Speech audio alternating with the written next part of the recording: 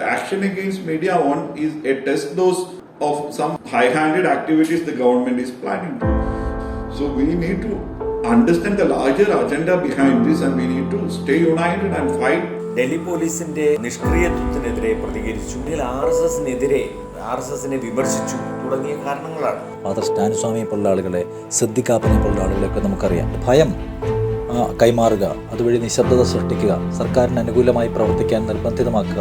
വെടിവെക്കുന്നതിൻ്റെ ഉദ്ദേശം എന്ന് പറയുന്നത് MediaOne മാത്രമല്ല, ആ വെടിമുഴക്കം കേൾക്കുമ്പോൾ എല്ലാവരും ഭയപ്പെടണം, ഇനി ആരും ശബ്ദിക്കരുത് എന്ന ഉദ്ദേശം നിശ്ചയമായും നിലനിർത്തും.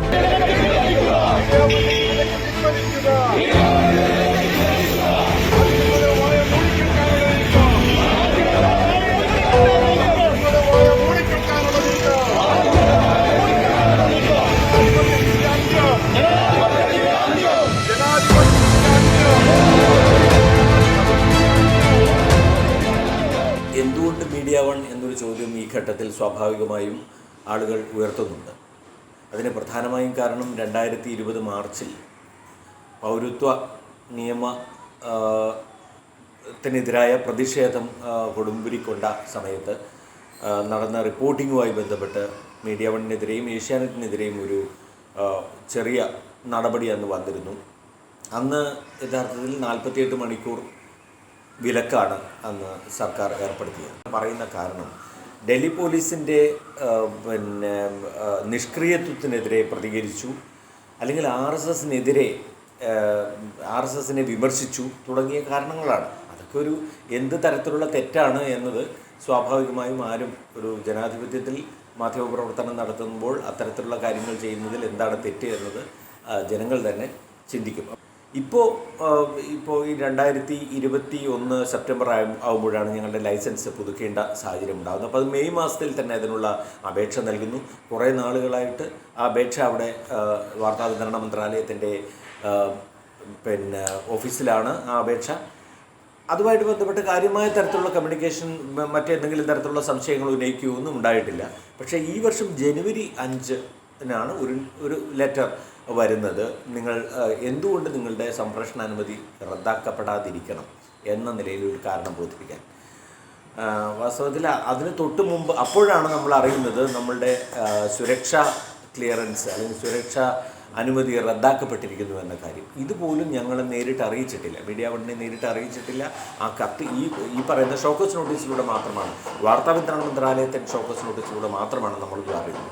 അപ്പോൾ ഇത് കഴിഞ്ഞ് ഇപ്പോഴും എന്താണ് ഈ സുരക്ഷാ അനുമതിയുടെ പ്രശ്നം എന്നുള്ളത് ആർക്കും തന്നെ അറിയില്ല. കോടതിയിൽ തന്നെ ഒരു സീൽഡ് കവറിലാണത് ഹാജരാക്കുകയും ചെയ്തിരിക്കുന്നത്. അപ്പോൾ ഈ രഹസ്യ സ്വഭാവം സൂക്ഷിക്കുന്നത് തന്നെ ഒരർത്ഥത്തിൽ അതിൻ്റെ വസ്തുതയെക്കുറിച്ച് ഉള്ള ഒരുപാട് സംശയങ്ങളിലേക്കാണ് MediaOneനെ നയിക്കുന്നത്. അപ്പോൾ എന്തുകൊണ്ട് MediaOne എന്ന് ചോദിച്ചു കഴിഞ്ഞാൽ സ്വാഭാവികമായിട്ടും പറയാനുള്ളത്, ഞങ്ങൾ സ്വതന്ത്രമായി മാധ്യമപ്രവർത്തനം നടത്തുന്നവരാണ്. ഒരു MediaOneനെ കൈകാര്യം ചെയ്താൽ അല്ലെങ്കിൽ അതിനെതിരെ ഒരു നടപടി കൈക്കൊണ്ടാൽ അത് ബാക്കി എല്ലാ മീഡിയയ്ക്കും ഒരുപക്ഷെ ഒരു മുന്നറിയിപ്പായിക്കൊള്ളും എന്നൊരു തോന്നലാണ് സർക്കാരിനുള്ളത് എന്നാണ് നമുക്ക് മനസ്സിലാക്കാൻ കഴിയുന്നത്. നമുക്ക് 350 ആളുകൾ ജോലി ചെയ്യുന്ന സ്ഥാപനമാണ് MediaOne. വളരെ ഹെൽത്തി ആയിട്ടുള്ള അറ്റ്മോസ്ഫിയറിൽ, എല്ലാ അർത്ഥത്തിലും വളരെ ഹെൽത്തി അറ്റ്മോസ്ഫിയറിൽ പോയിക്കൊണ്ടിരുന്ന ഒരു സ്ഥാപനം ഒരു ദിവസം പെട്ടെന്ന് പൂട്ടാൻ നിർദ്ദേശിക്കുകയാണ്. 350 ആളുകളുടെ തൊഴിലവകാശത്തിൻ്റെ പ്രശ്നമാണ് ഇവർ ഉണർന്ന് കോടതിയിൽ ചൂണ്ടിക്കാണിക്കുമ്പോൾ അതിനേക്കാൾ വലുതാണ് കേന്ദ്ര സർക്കാർ സീൽഡ് കവറിൽ തന്നിരിക്കുന്ന ഈ രേഖകളെന്ന് കോടതി പറയുകയാണ്. എന്താണ് ആ സീൽഡ് കവറിലുള്ളതെന്ന് നമുക്കറിയില്ല. അത് മനുഷ്യരുടെ തൊഴിൽ എന്ന് പറയുന്നതിനെ അനിശ്ചിതത്തിലാക്കിയിരിക്കുകയാണ്. വലിയൊരു അൺസർട്ടനിറ്റി അതിനകത്ത് വന്ന് പെട്ടിരിക്കുകയാണ്. അപ്പോൾ അതിനെങ്കിലും ഒരു ഉത്തരം പറയുക എന്ന് പറയുന്നത് പ്രധാന കാര്യമാണ്. അപ്പോൾ എങ്ങനെയാണ് ഈ പറയുന്ന രാഷ്ട്രീയ ലക്ഷ്യത്തോടെ നടത്തുന്ന നീക്കങ്ങൾ മനുഷ്യരുടെ തൊഴിലിനെ ബാധിക്കുന്നത് എന്ന് ചോദിച്ചാൽ അതിൻ്റെ ഏറ്റവും വലിയ ക്ലാസിക് എക്സാമ്പിളാണ് ഇത്. ഇതിനു മുൻപ് സർക്കാരിൻ്റെ ഇത്തരം ഏകപക്ഷീയമായ നടപടികൾക്ക് വിധേയരാക്കപ്പെട്ട ഒരുപാട് പേരെ നമുക്കറിയാം. ഫാദർ സ്റ്റാനിസ്വാമിയെ പോലുള്ള ആളുകളെ, സിദ്ദിഖാപ്പനെ പോലുള്ള ആളുകളെയൊക്കെ നമുക്കറിയാം. അതിൻ്റെ ഏറ്റവും ഒടുവിലത്തെ ഒരു ഉദാഹരണം നൽകി വേണമെങ്കിൽ MediaOne എടുക്കാം. ഒരു ദയാരഹിതമായി ഗവൺമെൻറ് കടന്നു കയറി ഇടപെടുക, അതിൻ്റെ ഭാഗമായിട്ട് ഭയം കൈമാറുക, അതുവഴി നിശബ്ദത സൃഷ്ടിക്കുക, സർക്കാരിന് അനുകൂലമായി പ്രവർത്തിക്കാൻ നിർബന്ധിതമാക്കുക എന്ന വലിയ ഉദ്ദേശത്തിൻ്റെ ഭാഗമാണ് MediaOne തിരഞ്ഞെടുത്തതെന്ന് ഞാൻ വിചാരിക്കുന്നു. MediaOne എന്തിന് ചൂസ് ചെയ്യപ്പെട്ടു എന്ന് ചോദിച്ചാൽ MediaOne അങ്ങനെ ചൂസ് ചെയ്യാൻ കഴിയുന്ന തരത്തിലുള്ള പലതരം എലമെൻറ്റ്സ് ഉണ്ട്. അതിൻ്റെ മാനേജ്മെൻറ്റിൻ്റെതാണ്, അതിൻ്റെ പ്രൊമോട്ടർമാർ ഇന്ന ആളുകളാണ്, അത് കൂടുതലായും എന്താ പറയുന്നത്, അതിൻ്റെ നയപരമായ സംഗതികൾ ഏത് വിഷയത്തിലാണ് കൂടുതൽ ഫോക്കസ് ചെയ്യുന്നത്, ആരുടെ അവകാശ ലംഘനത്തെക്കുറിച്ചാണ് അത് സംസാരിക്കുന്നത് എന്നൊക്കെ നോക്കുമ്പോൾ വേണമെങ്കിൽ രാജ്യസുരക്ഷ എന്നൊക്കെ പറഞ്ഞിട്ട് ഒരു ഫ്രെയിം ഉണ്ടാക്കാൻ തക്കവണ്ണമുള്ള എല്ലാ എലമെൻസും അതിനകത്തുണ്ട്. അതുകൊണ്ടായിരിക്കും ചൂസ് ചെയ്യുമ്പോൾ അതിനെ ചൂസ് ചെയ്യുന്നത്. പക്ഷേ ആ വെടിവെക്കുന്നതിൻ്റെ ഉദ്ദേശം എന്ന് പറയുന്നത് MediaOne മാത്രമല്ല, ആ വെടിമുഴക്കം കേൾക്കുമ്പോൾ എല്ലാവരും ഭയപ്പെടണം, ഇനി ആരും ശബ്ദിക്കരുത് എന്ന ഉദ്ദേശം നിശ്ചയമായും അതിനകത്തുമുണ്ട്. In a sealed cover, the information was transformed by the government to the judiciary.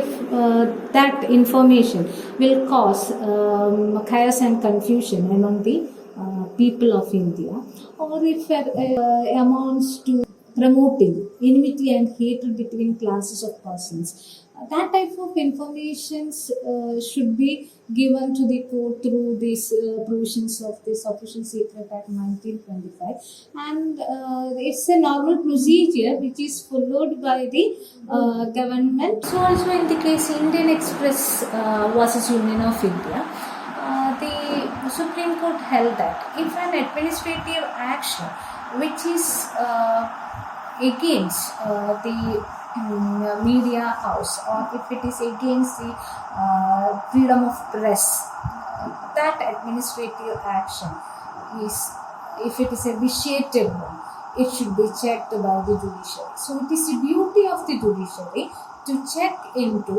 the administrative actions done by the executive. The management of MediaOne, the journalists working there, the editor of that organization don't have any clue about the charges the government has slapped against MediaOne.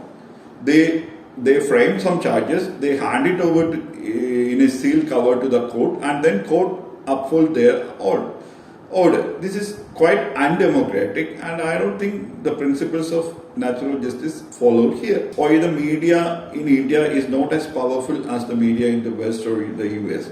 So what I see is that we are handicapped to a certain extent.